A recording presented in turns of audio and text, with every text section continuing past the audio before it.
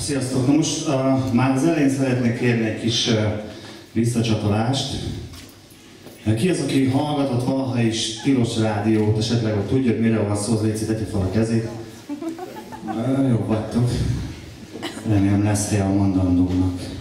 Van egy kis háttértörténete, az az, hogy tilos rádió 7 év után ismét frekvenciát szeretne, és minden évben eljátszák fel egy kis szopatást, és most is megy a szopatás. Azt mondták, hogy nem jó a pályázat, mivel nem szkennelték az üres oldalakat, stb. Ezt én szopatásnak érzem. Aztán bocsánat, kértek, megy tovább, de ez még nem azt jelenti, hogy lesz is frekvencia. Szkenneld be az üres oldalt.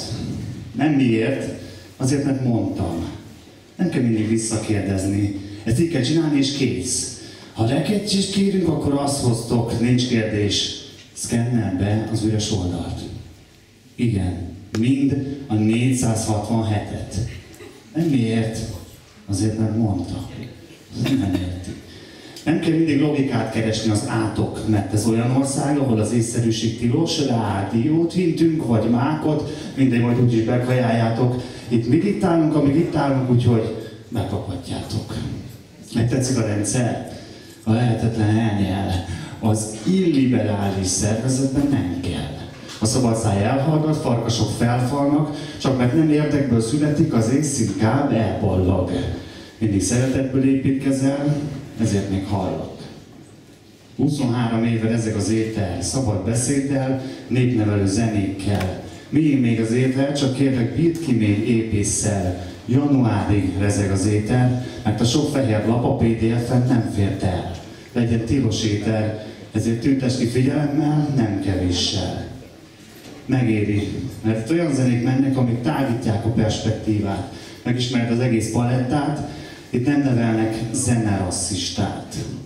Minden műsor hétről hétre nyújt újabb zenei alternatívát, a DJ-k már rég tudják, nem csak az éj a 20 énekes, éj a világ.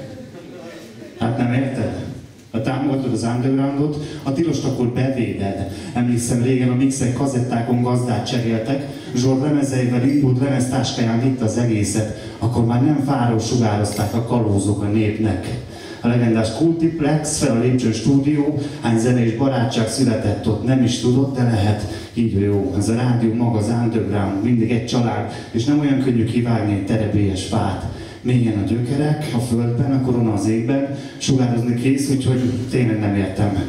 De szerintem ők sem, mert a bírák most elnézést kértek, mehet tovább a színjáték, van még remény, érted? Időhúzásnak, idős túlzásnak érzem az egészet, de táncolni kell, mert lövik a padlót, így lesz majd enyészet. Ezért kérlek, hallgasd, támogasd, hogy megmaradjon a hullámon. Tilos Rádió Budapest FM 90.3.